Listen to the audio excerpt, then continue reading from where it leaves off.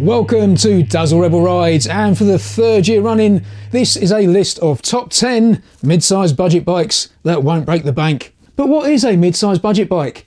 Let's set the rules now.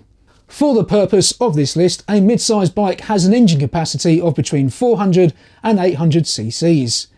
A budget bike is a motorcycle that can be purchased brand new in the UK with a recommended retail price of £6,500 or less.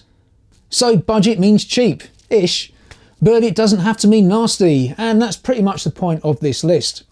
So let's put our visors down and throttle on through the list of top 10 mid-size budget bikes. Bring forth the retro TV. Before I begin the list, I have to give an honourable mention to the Honda CB650F, which creeps in just outside of the budget, starting from £6,599. Number 10. Kawasaki Ninja 650 A2 restrictable from £6,449. For a budget bike, it isn't cheap, sitting right on the edge of our budget, but it is probably the most versatile bike on this list, thanks to its full fairing and punchy parallel twin motor.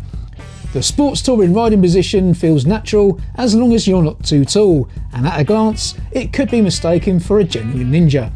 Yep, that's right, it's far too easygoing to be a bona fide Kawasaki Ninja. But it's a great bike, so we'll let it off with a warning. Number 9. Kawasaki Ninja 400 A2 from £5,249.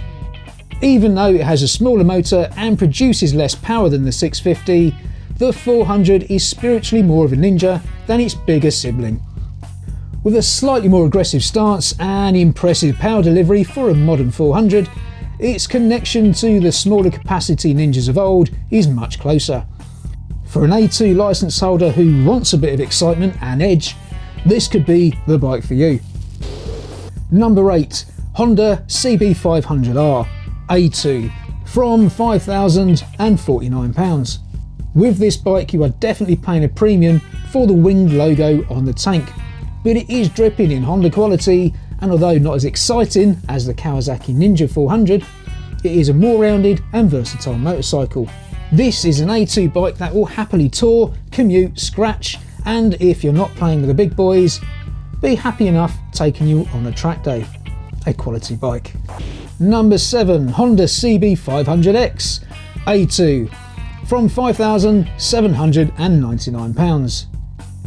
Cheaper and even more of an all-rounder than the CB500R, it's better suited to all-weather commuting, long-distance touring, and will even do a bit of light off-roading. Yes, I said light off-roading. Don't be thinking this will scale Ben Nevis or compete in the Scottish 6-day trial or anything silly like that. It will, however, eat up lightly gravel paths and pothole-ridden roads with ease. Number 6. Kawasaki Z650 A2 restrictable from £6,199. Yes, the Z650 is basically a less practical Ninja 650 without the fairing and a few tweaks here and there, but, and it's a big but, and I cannot lie, it is somehow better. For starters, unlike the Ninja, it doesn't pretend to be something it isn't. It's a good looking urban street bike designed to get you from A to B with no fuss and no pretense, and that gives it heaps more cool. And let's face it, these days cool is king. And this is my list anyway, so just shut up. Number 5. MT-07 or FC07 if you live in the States. A2 restrictable from £6,349. Speaking of cool, from the dark side of Japan, whatever that means, comes the Yamaha MT-07. The little MT blew my mind when I first rode it on launch. With its torquey twin wheeling off the power in second gear, it's a cheeky little Jack Russell nipping at the heels of bigger bikes. Okay, it's not really a very comfortable bike, and after as little as 30 minutes my butt was beginning to tingle, but it's still a cool bike. Just ask any 21-year-old. It's a cool bike, okay? It just is. Number 4. Suzuki SV650 A2 restrictable from £5,699. A more rounded and slightly more grown up bike than the MT, the Suzuki SV650 is nevertheless a little bit cooler. Unlike the MT, it's not the go-to bike for young hooligans begging for a bit of street cred. It's a little bit more classy than that. And yes, I realise I've just alienated my entire 17 to 21 year old demographic, but hey, that's the way I roll.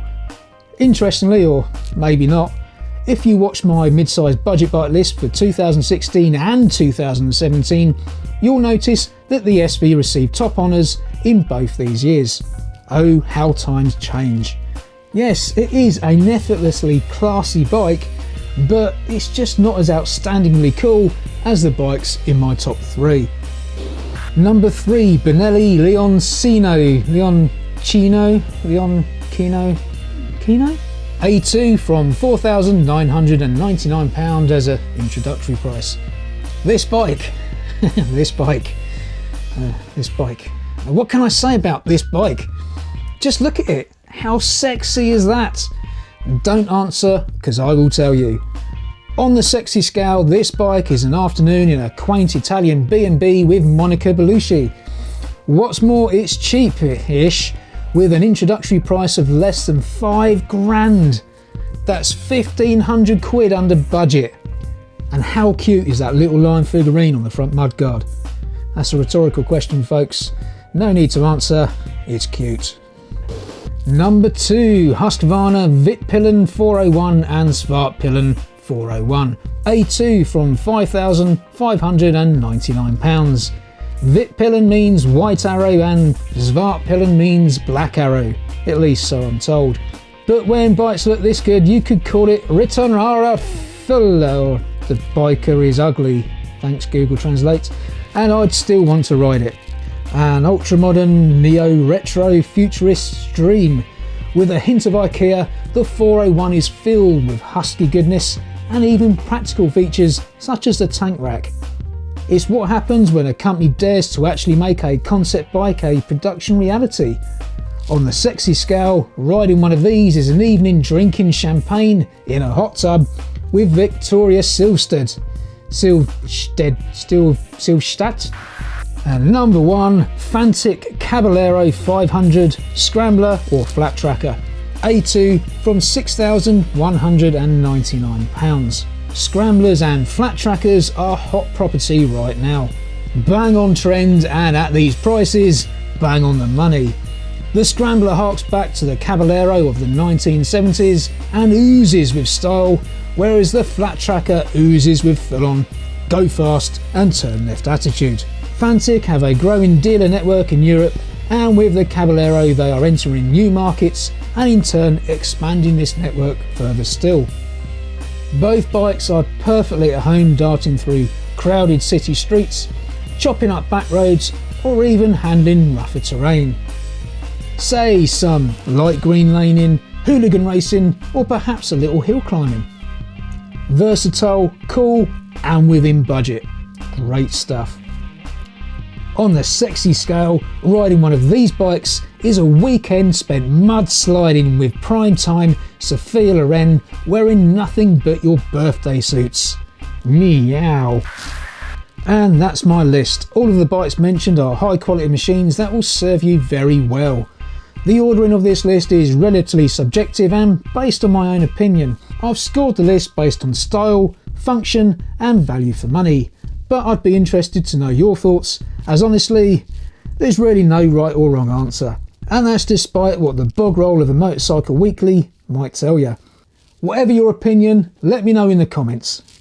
If you enjoyed this video, remember to click the thumbs up and click on any of the other videos from this channel that are about to appear on the screen in just a few seconds. Remember, if you like to ride, be sure to subscribe.